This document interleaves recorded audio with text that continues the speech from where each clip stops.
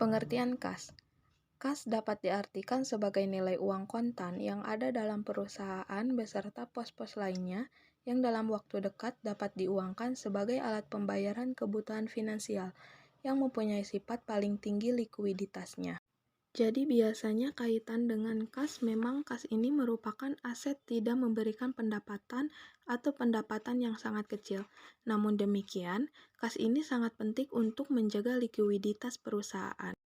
Motif memiliki kas. Yang pertama, motif transaksi, yaitu kas diperlukan untuk memenuhi kebutuhan transaksi seperti pembayaran upah tenaga kerja, pembelian bahan baku. Yang kedua, motif berjaga-jaga, yaitu kas diperlukan untuk berjaga-jaga menghadapi ketidakpastian di masa yang akan mendatang. Dan yang ketiga, motif spekulasi, yaitu kebutuhan untuk memperoleh keuntungan karena perubahan harga surat berharga ke investasi surat berharga. Manajemen kas merupakan pengoptimalisasian penggunaan kas sebagai aktiva. Hal ini berarti tidak boleh terjadi kegagalan pemakaian kas dan pengawasan terhadap posisi kas.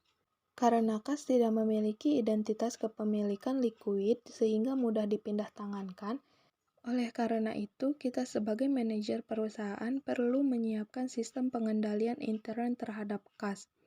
Hal ini diperlukan agar tidak terjadinya penyalahgunaan kas.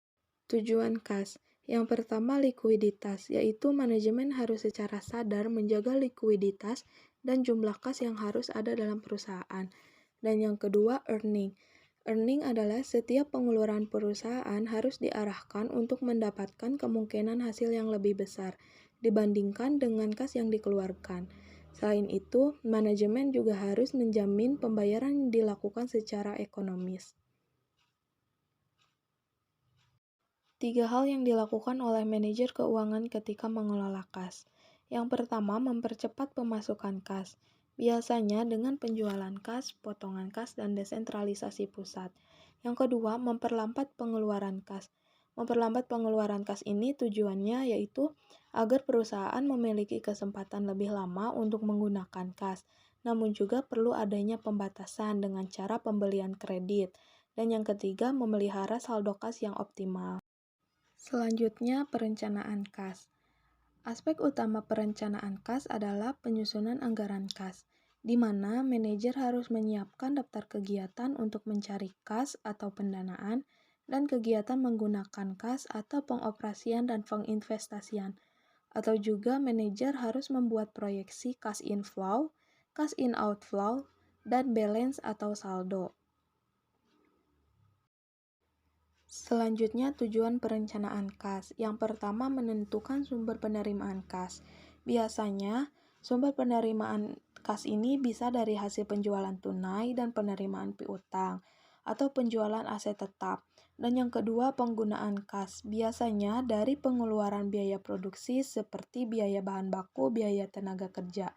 Jadi berdasarkan dua hal tersebut, maka manajemen dapat mengetahui seberapa besar kas yang dibutuhkan atau seberapa besar kas yang menganggur. Kemudian faktor yang mempengaruhi besar kecilnya persediaan kas. Yang pertama, pertimbangan antara cash inflow dan cash outflow. Jadi kita bisa melihat bagaimana aliran kas masuk dan aliran kas keluar. Diharapkan aliran kas keluar itu tidak melebihi aliran kas masuk. Yang kedua, penyimpangan terhadap aliran kas diperkirakan. Yang ketiga, adanya hubungan finansial yang baik dengan bank-bank. Dan yang terakhir, adanya penganggaran kas.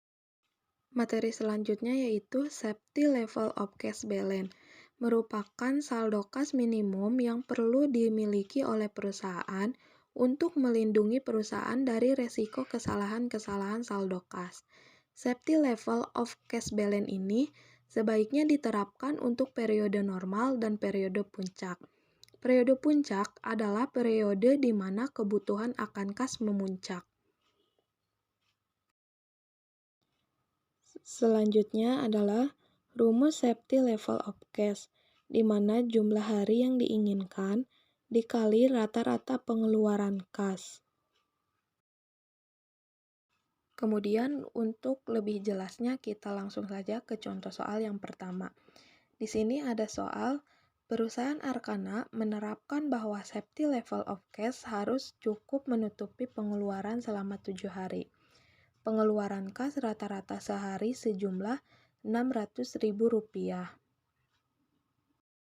Untuk penyelesaiannya sangat mudah, di mana kita ingat kembali bahwa tadi kita sudah membahas untuk rumus safety level of cash balance itu adalah jumlah hari yang diinginkan dikali rata-rata harian pengeluaran kas.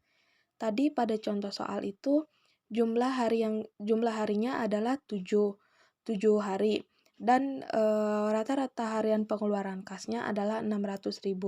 Jadi kita tinggal kalikan saja, 7 dikali 600.000 adalah 4.200.000.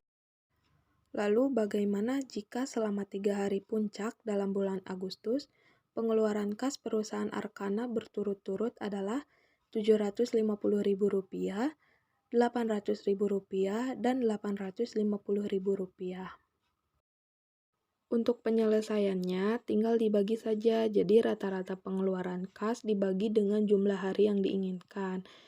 Jadi, rata-rata pengeluaran kas 750 ditambah 800.000 ditambah 850 sama dengan 2.400.000. Dan 2.400.000 dibagi 3 adalah Rp800.000.